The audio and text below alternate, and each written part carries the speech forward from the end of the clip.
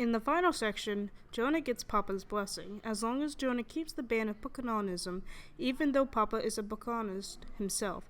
This is an example of how Vonnegut portrays how prohibiting something important like religion can divert people's aggression away from the leader, or in this case, the president.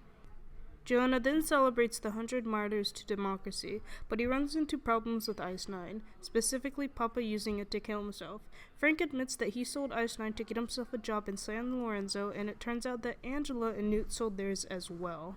Clearly, human selfishness always trumps morals, even when the fate of the world is risked. Things get worse when a plane crashes into a cliff and destroys Papa's castle, which sends his body into the ocean, causing an Ice 9 apocalypse. Here, Vonnegut is portraying how no matter how careful you can be, other people's actions have consequences that can affect you.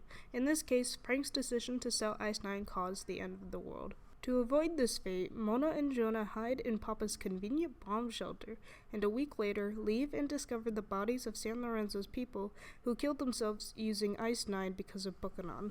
This is a subtle jab from Vonnegut about blind trust. The people didn't really know Buchanan personally, but because of his religious demand, they bent to his will. Right after that, Mona joined them and committed suicide with Ice 9.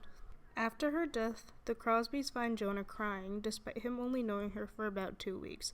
They take him back in, and it is revealed that Frank and Newt are the only other survivors because Angela died playing an Ice 9 tainted clarinet. 6 months later, everyone is slowly losing their minds, and with Frank's obsessiveness over surviving ants, Jonah escapes the house with Newt, but they run into Buchanan and Jonah finally gets the chance to speak with him. The book ends with Buchanan sharing his final thoughts with Jonah. Buchanan, in his last quote, blames human stupidity for causing the world's problems.